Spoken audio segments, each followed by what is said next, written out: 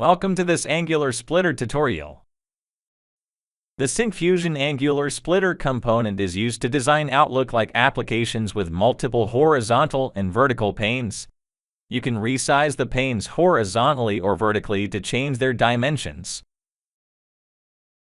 In this video, I will show you how to add the Syncfusion Angular Splitter component to an Angular app and how to implement a few of its basic features, like resizing, collapsing, and expanding panes. Let me start by creating an Angular application using the Angular CLI tool. Make sure you have the latest version of Node.js installed. I'll be using Visual Studio Code as my editor and showing the output in the Chrome browser. First, open Visual Studio Code and install the Angular CLI using the npm install -g at angular/CLI command.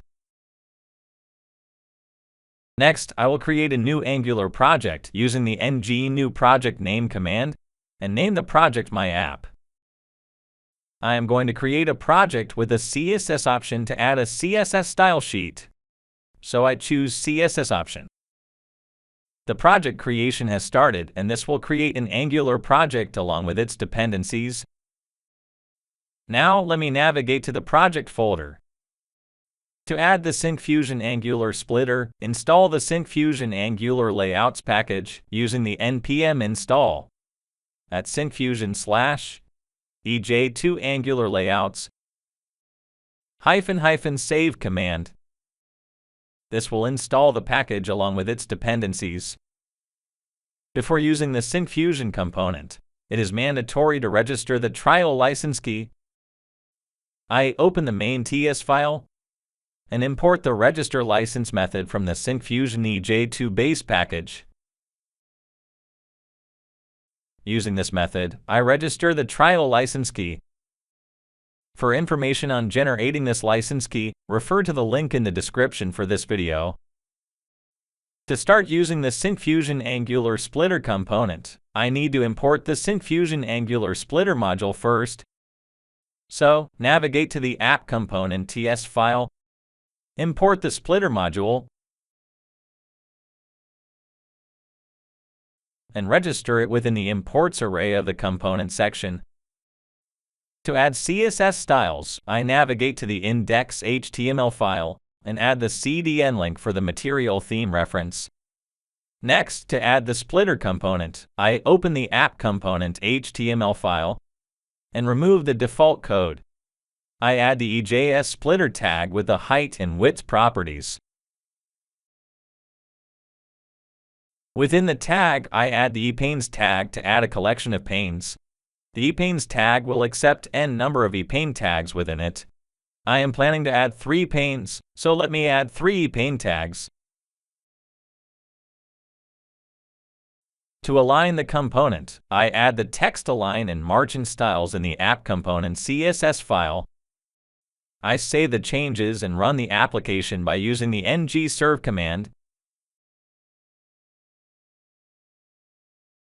See, the Splitter component is rendered with 3 empty panes. You can incorporate different types of content into a pane, including HTML markup, UI components, and plain text. Now I will demonstrate how to incorporate each of these content types in its own Splitter pane. First, I will show how to add HTML markup in the first panel.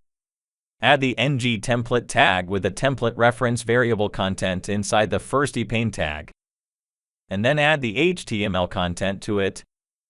Next, to add plain text in the second pane, add the ng template tag with the template reference variable content, and add the text middle content.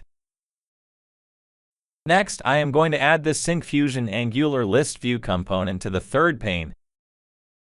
To do that, I need to install the Syncfusion Angular List View component from the ej2 Angular Lists package. Then I import the List View module and register it within the imports array of the component section.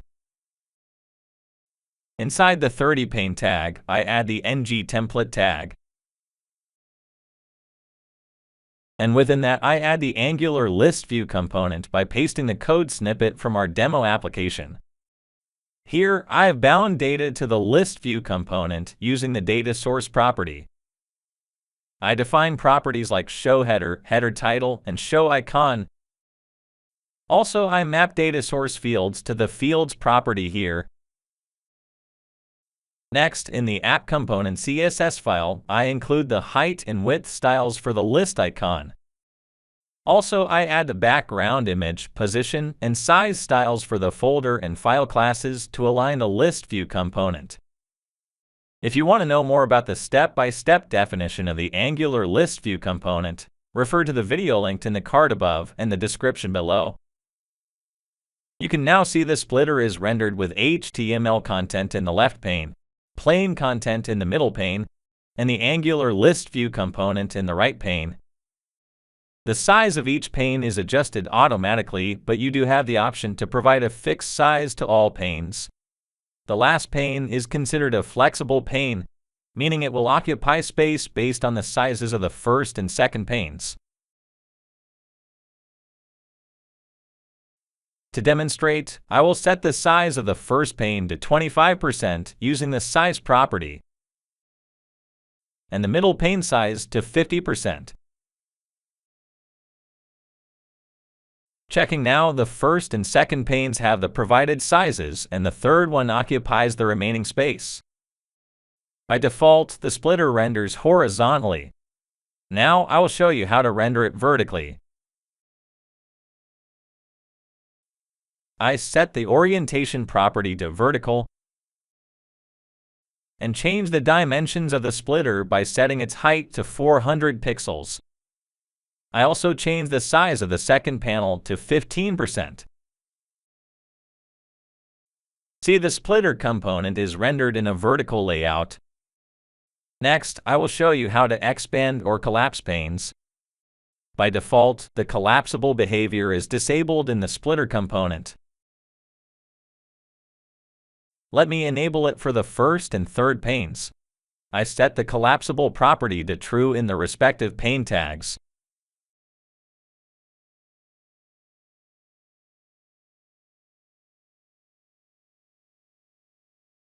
See, the first pane collapses when I click this icon. To collapse the middle pane on initial loading, I set the collapse property to true in the second pane. Also, I enable the collapsible property. You can see the middle pane is collapsed on initial loading. By default, resizing is enabled in the splitter component. Let me disable the resizing behavior of the third panel by setting the resizable property to false in pane 3. Look now, I am unable to resize the third pane. Splitter resizing will only work when the resizable property is set to true for the panes adjacent to the target pane.